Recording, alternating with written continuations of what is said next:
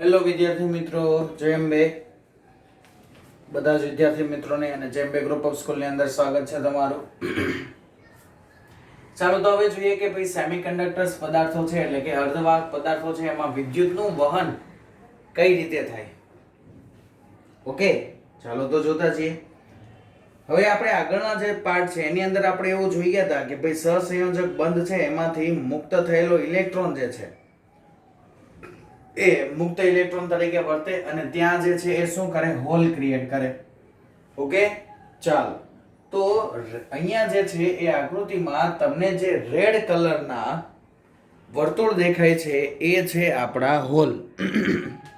Okay, આમે કોઈ એક સિલિકોન સ્ફટિક જે છે એ દર્શાવેલો છે. સપોઝ અહીંયા ક્યાં ઇલેક્ટ્રોનનો એક હોલ છે તો અહીંયા પણ એક જે ઇલેક્ટ્રોન જે છે દર્શાવી દઉં. ઓકે, એક અહીંયા છે, એક અહીંયા છે ને એક અહીંયા છે. ત્રણ જગ્યાએ પર હોલ જે છે એ મેં મૂકેલા છે. હવે શું થશે અને કઈ રીતે જે છે એ વહન થાય એની વાત કરીએ.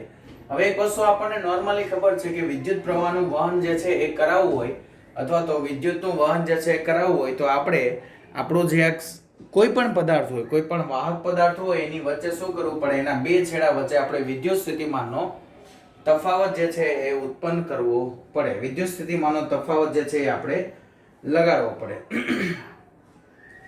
તો હવે આપણે આગળ જોયું ભાઈ સહસંયોજક બંધમાંથી ઇલેક્ટ્રોન મુક્ત થાય ને તે પોતે મુક્ત ઇલેક્ટ્રોન તરીકે વર્તે અને એની જે જગ્યા ખાલી પડે છે તે ખાલી જગ્યા પોતે હોલ તરીકે ઉદ્ભવે. હવે કોઈ પણ સ્થિતિ એટલે કે આ જે પરિસ્થિતિ છે એ પરિસ્થિતિમાં આપણે આ સ્ફટિક જે છે એના બે છેડા વચ્ચે જો આપણે પોટેન્શિયલ ડિફરન્સ જે છે એ પ્રસ્થાપિત કરી દઈએ. ઓકે, એટલે કે બે છેડા વચ્ચે આપણે બેટરી જે છે એ જોઈન્ટ કરી દઈએ એટલે શું થઈ જાય, જે છે બેટરી જોઈન્ટ કરીએ એટલે એમાં પ્રસ્થાપિત થઈ જાય પોટેન્શિયલ ડિફરન્સ એટલે કે પીડી, વિદ્યુત સ્થિતિમાનનો તફાવત. કેમ કે વિદ્યુત સ્થિતિમાનનો તફાવત રચાય ને તો જ આપણે વિદ્યુત પ્રવાહ જે છે એનું નિર્માણ કરી શકીએ. એના વગર વિદ્યુત પ્રવાહનું નિર્માણ શક્ય નથી. આવું આપણે ઓલરેડી જે છે એ શીખી ચૂકેલા છીએ. ઓકે, ચાલો તો જે મુક્ત ઇલેક્ટ્રોન જે છે એ ક્યાંથી ક્યાં તરફ ગતિ કરે, તો મુક્ત ઇલેક્ટ્રોન જે છે એ ઋણ છેડાથી ધન છેડા તરફ ગતિ કરે. જોઈ લો તમારા ઇલેક્ટ્રોનની દિશાઓ મેં અહીંયા દર્શાવી દીધેલી છે. આપણે આગળ પણ જોઈ ગયા હતા કે ઇલેક્ટ્રોન જે છે એ ધન વિદ્યુત ભારિત પ્લેટ બાજુ આકર્ષાય. ઓકે, આગળના બધા જ જે છે ચેપ્ટરોની અંદર તમે એવું ભણી ચૂકેલા છો, જોઈ ગયા છો. અને એ શું કરે પોતે, તો કે ઋણથી ધન છેડા તરફ ગતિ કરીને વિદ્યુત પ્રવાહનું નિર્માણ કરે, જે તમને આકૃતિમાં દેખાય છે. હવે આ સાથે સાથે તેના ઉષ્મીય કંપનો પણ થાય. કેમ કે ઓરડાના તાપમાને હોય તો પણ કંઈક ને કંઈક એને તાપમાન તો મળવાનું જ ને. તો ઉષ્મીય કંપનો જે છે એ થાય છે અને બાહ્ય વિદ્યુત ક્ષેત્રની અસર હેઠળ આ જે બંધિત ઇલેક્ટ્રોન જે છે એ છ સંયોજક બંધમાંથી છટકીને નજીકના હોલમાં આવતા હોય છે. હવે આવા ઇલેક્ટ્રોન કે જે પોતે હોલમાં આવે તો તે શું થઈ જાય છે, પુરાઈ જાય છે. મીન્સ કે કોઈ ઇલેક્ટ્રોન પાછળના ભાગમાંથી કઈ અહીંયા આવ્યો, ચલો કોઈ આ જે ઇલેક્ટ્રોન જે છે એ આ હોલની અંદર આવી ગયો અહીંયા, તો હવે આ જે ઇલેક્ટ્રોન જે છે કે જે હોલની અંદર આવ્યો, ઓકે, તે ઇલેક્ટ્રોન હવે જે છે એ આ હોલમાંથી બહાર છટકી શકતો નથી. એકવાર જે ઇલેક્ટ્રોન હોલની અંદર દાખલ થઈ ગયો તે ઇલેક્ટ્રોન હોલમાંથી ક્યારેય બહાર આવી શકશે નહીં. ઓકે, તો આવા ઇલેક્ટ્રોન જે છે એ હોલમાં પુરાઈ જાય પણ તે પોતે ત્યાંથી બહાર છટકી શકતા નથી. ઓકે, એટલે તો શું થાય, તો કે હવે એ પોતે જ્યાંથી આવેલો છે ને એ જગ્યા પર હોલ ક્રિએટ કરશે. આ હોલ પુરાઈ ગયો, હવે એ જ્યાંથી આવે છે ત્યાંથી જે છે એ શું કરશે, હોલ ક્રિએટ કરશે. ધારી લો કે અહીંયાથી છટકીને અહીંયા આવે છે તો આ ઇલેક્ટ્રોન છટકીને અહીંયા આવ્યો તો હવે અહીંયા જે છે એ પરમેનન્ટલી હોલ ક્રિએટ થઈ ગયો. ઓકે, હવે જે ઇલેક્ટ્રોન જે છે એ છટકી શકતા નથી, હોલમાં અંદર પુરાઈ ગયા પછી નથી છટકી શકતા, એવા ઇલેક્ટ્રોનને બંધિત ઇલેક્ટ્રોન કહેવાય. બાઉન્ડેડ ચાર્જ કહેવાય એને, બાઉન્ડેડ ઇલેક્ટ્રોન. એને કેવા ઇલેક્ટ્રોન કહેવાશે, બંધિત ઇલેક્ટ્રોન. ઓકે, હવે બંધિત ઇલેક્ટ્રોન જે છે ને એની ગતિ ઋણ છેડાથી ધન તરફ થાય. એટલે કે આ જે હોલ છે, જેમ ઇલેક્ટ્રોનની ગતિ જે છે એ ઋણથી ધન તરફ થતી હતી ને, એ રીતે આ જે બંધિત ઇલેક્ટ્રોન જે છે એ પણ ધનથી ઋણ તરફ જાય. એ પણ શું? ધનથી ઋણ તરફ ગતિ કરે. ઓકે, આ પ્લસની જગ્યા પર ધન લખી દો.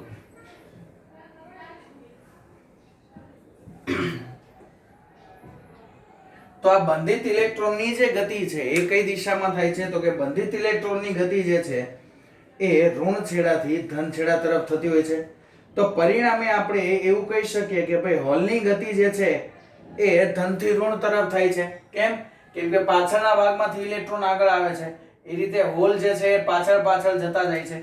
તો અહીંયા જે છે એ એક વસ્તુ તમે કહી શકો છો કે ભાઈ ઇલેક્ટ્રોન જે છે એ ઇલેક્ટ્રોનની ગતિ જે છે એ ક્યાંથી ક્યાં તરફ છે?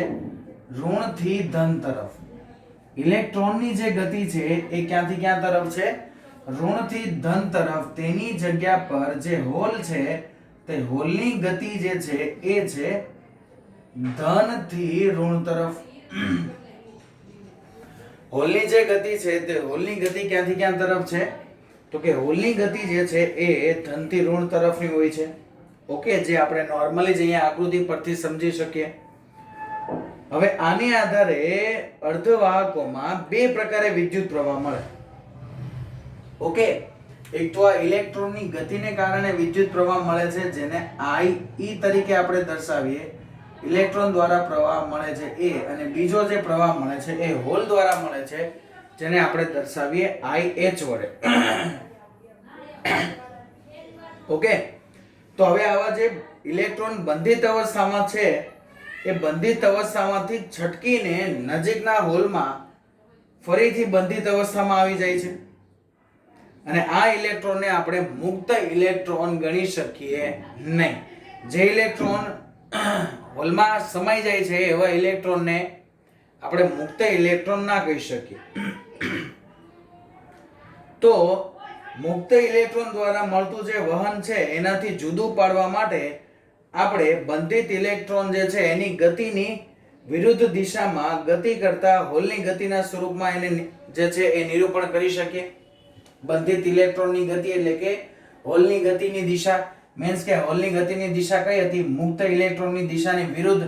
જોઈ લો, અહીંયા મુક્ત ઇલેક્ટ્રોનની દિશા ઋણથી ધન તરફ, તો હોલની દિશા જે છે ધનથી ઋણ તરફ, અને હોલ જે દિશામાં ગતિ કરે છે એ જ દિશામાં જે છે એ બંધિત ઇલેક્ટ્રોન ગતિ કરે. જો અહીંયા મેં લખેલું છે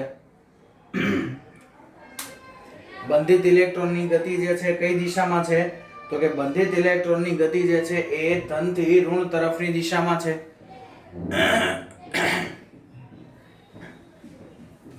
ઓકે, ચાલો. તો હવે આપણે એક વસ્તુ જે છે એ કહી શકીએ કે ભાઈ હોલની ગતિ ઇલેક્ટ્રોનની ગતિની વિરુદ્ધ દિશામાં છે, એટલે કે ધનથી ઋણ છેડા તરફ હોવાથી હોલ જે છે એ ધન વિદ્યુત ભારિત કણની જેમ લઈ શકાય. કેમ કે ઋણ વિદ્યુત ભારિત પ્લેટ બાજુ કયો કણ જાય? જે ધન વિદ્યુત ભારિત કણ હોય તે. તો આપણે એવું કહી શકીએ કે હોલ જે છે, હોલ તે પોતે કેવો વિદ્યુત ભાર ધરાવે છે? ધન વિદ્યુત ભાર. હોલ જે છે પોતે કેવો વિદ્યુત ભાર ધરાવે છે? તો હોલ જે છે તે પોતે ધન વિદ્યુત ભાર ધરાવે છે, એવું આપણે ઈઝીલી જે છે એ કહી શકીએ છીએ. યસ સર, તો કહી શકાય કે હોલ જે છે એ ધન વિદ્યુત ભાર ધરાવે છે. તો હવે જ્યારે કોઈ એમ કહે કે વહન હોલને કારણે થાય, તો આપણે શું સમજવાનું કે હોલને કારણે વહન થાય છે તેનો મીનિંગ શું થઈ ગયો? કે વહન જે છે ને એ આ બંધિત ઇલેક્ટ્રોનને કારણે થાય છે, ને કઈ દિશામાં? ધન પ્લેટથી ઋણ પ્લેટ તરફની દિશામાં. ઓકે, તો શુદ્ધ અર્ધવાહકો જે છે એમાં મુક્ત ઇલેક્ટ્રોન અને હોલ જે છે એ જોડકામાં ઉદ્ભવતા હોવાથી એની જે સંખ્યા ઘનતાઓ જે છે એને આપણે અનુક્રમે ઇલેક્ટ્રોનની સંખ્યા ઘનતા એટલે કે આપણે એને ni વડે દર્શાવી શકીએ, અને હોલની સંખ્યા ઘનતા એટલે કે એને આપણે દર્શાવી શકીએ nh વડે. ઓકે, ઇલેક્ટ્રોનની સંખ્યા ઘનતા શાના વડે દર્શાવાય? ni વડે. હોલની સંખ્યા ઘનતા શાના વડે દર્શાવાય? nh વડે. હવે અહીંયા ઇલેક્ટ્રોન અને હોલને ઇન્ટ્રિન્સિક વિદ્યુત ભાર જે છે એ કહેવામાં આવે છે. ઓકે, આ જે ઇલેક્ટ્રોન અને હોલ જે બને છે એને શું કહેવામાં આવે? ઇન્ટ્રિન્સિક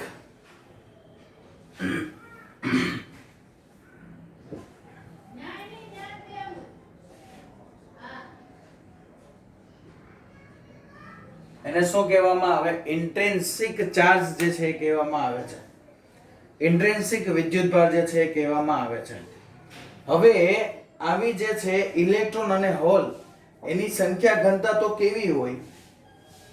તો એની જે સંખ્યા ઘનતા જે છે એ તો સર ઇક્વલ રહેવાની બધાની જ. તો ઇન્ટ્રિન્સિક ચાર્જ જે છે એને રિલેટેડ જો આપણે લખીએ તો સંખ્યા ઘનતા બંનેની ઇક્વલ જ છે, તો તમે એને નોર્મલી એના ટર્મ્સમાં લખી શકો. NH is equal to Ne is equal to Ni. Okay, હવે જ્યારે સિલિકોન હોય કે જર્મેનિયમ હોય, આપણે આગળ એક વસ્તુ જોઈ ગયા હતા કે જ્યારે તમે તાપમાનમાં વધારો કરો, શું કરો? તાપમાનમાં વધારો કરો એટલે એનો સહસંયોજક બંધ તૂટે. તાપમાનમાં વધારો થતા સહસંયોજક બંધ શું થાય? તૂટે. ઓકે, અને જે છે જેમ જેમ તાપમાનમાં આપણે વધારો કરતા છીએ તેમ તેમ આપણને મુક્ત ઇલેક્ટ્રોન જે છે એ અને હોલ મળતા જાય. જેમ તાપમાન વધે તેમ મુક્ત ઇલેક્ટ્રોન અને હોલ જે છે એ શું થતા જાય? વધતા જાય. ઓકે, અને વિદ્યુતભાર વાહકોની જે છે સંખ્યા ઘનતામાં પણ શું થાય?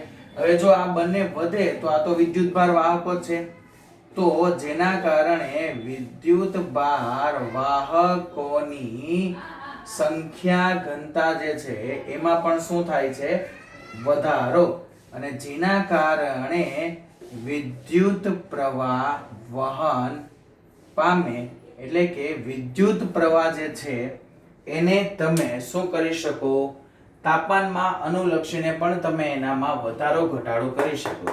શાની અંદર? જે અર્ધવાહક મટીરીયલો હોય છે, એટલે કે જે અર્ધવાહક પદાર્થો હોય છે તે અર્ધવાહક પદાર્થો માટે. ઓકે, ચાલો, તો આઈ હોપ તમને લોકોને જે છે એ અર્ધવાહક પદાર્થો, અવાહક પદાર્થોને દરેક વિશે જે છે એ ખ્યાલ આવી ચૂકેલો હશે. જો કે આ ટોપિક હકીકતમાં આપણામાં હતા નહીં, છતાં મેં ભણાવેલા છે દીકરાઓ. તમારા ન્યૂ લગભગ રિવાઇઝ સિલેબસ પ્રમાણે નથી. ઓકે, પણ મેં રિવાઇઝ સિલેબસ જોયો નથી, મેં એક જ વાર ખાલી નજર ફેરવેલી છે. ચલો, બાકીનું હવે નેક્સ્ટ પાર્ટમાં જોઈએ.